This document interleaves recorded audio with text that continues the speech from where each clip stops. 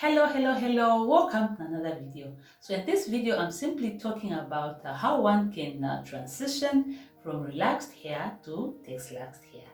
So I've had ladies asking me how they can transition from relaxed hair to Texlaxed hair. Okay, so here's the thing. There are two methods or two ways in which one can use to transition from relaxed hair to Texlaxed hair. Okay, so the first one is you simply do a big chop. Okay, you cut off all your relaxed hair, then you remain with natural hair.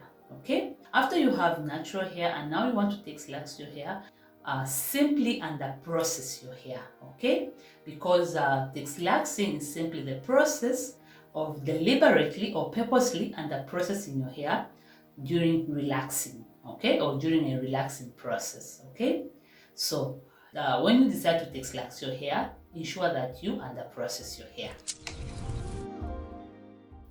The second method is a long-term transitioning method. Okay, long-term transitioning method. So what do I mean by long-term transitioning method?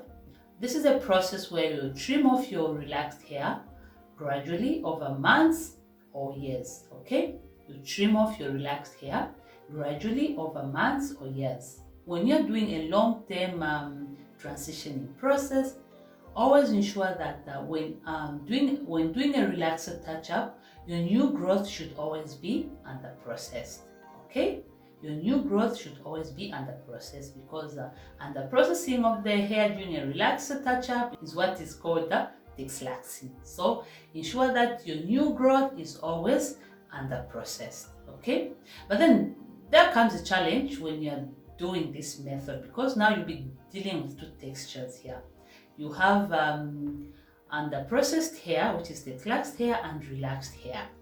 Okay, so you really need to learn how to take care of two textures when you are using this long-term transitioning method. Okay, I'll give two tips of how you can deal with two textures when you are dealing with the long-term transitioning process. Okay, so the first one is that you should always ensure that both textures are regularly moisturized and moisture sealed in. Okay, always ensure that both textures are regularly moisturized and moisture sealed in. Okay, what do I mean by both textures? I mean your Texlaxed hair and your relaxed hair needs to be properly moisturized.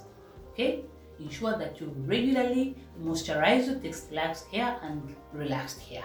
Okay, by doing so you make your hair flexible, and this will prevent breakage. Okay, because now what we are trying to avoid here is hair breakage. You have two textures, relaxed hair and Texlaxed hair. So always ensure that your hair is regularly moisturized and moisture sealed in.